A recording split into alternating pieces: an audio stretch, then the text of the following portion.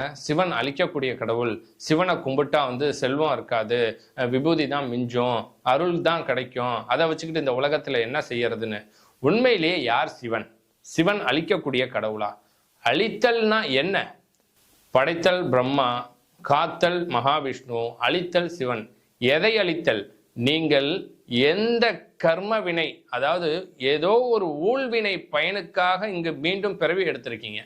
அப்ப அந்த பிறவில உங்களை எதெல்லாம் மீண்டும் பிறக்க வைக்கக்கூடிய ஒரு மாயையோ அந்த மாயையை அழிக்கக்கூடியவர் ஈசன் சிவன்.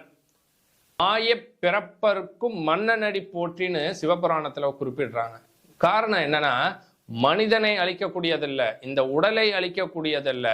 நீங்கள் இங்கு பிறப்பெடுப்பதற்கு நீங்கள் சொல்லக்கூடிய கர்ம வினையாலோ விதியாலோ ஊழ்வினை பயனாலோ மீண்டும் இங்கு மனிதன் பிறப்பெடுப்பதை அழிக்கக்கூடியவர். அப்படின்னு என்ன அர்த்தம்? அவருடைய கர்ம வினையை ஏற்றுக்கொள்பவர், விதியை மாற்றுபவர்.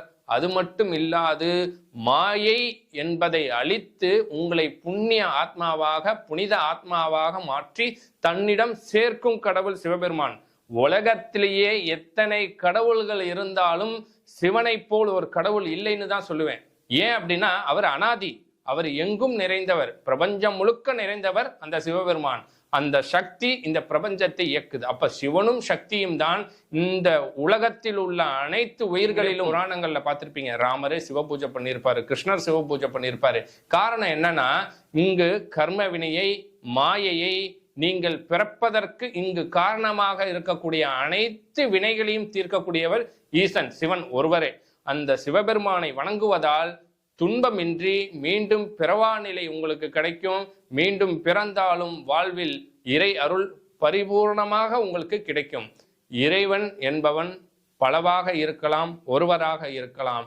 அந்த ஒருவர் தான் இங்கு பல கடவுளாக இருக்கிறார். நீங்கள் எதை வழிபட்டாலும், எந்த கடவுளை வணங்கினாலும் அனைத்திலும் ஈசன் சிவன் இருக்கிறார் என்பதை மறந்து விடாதீர்கள்.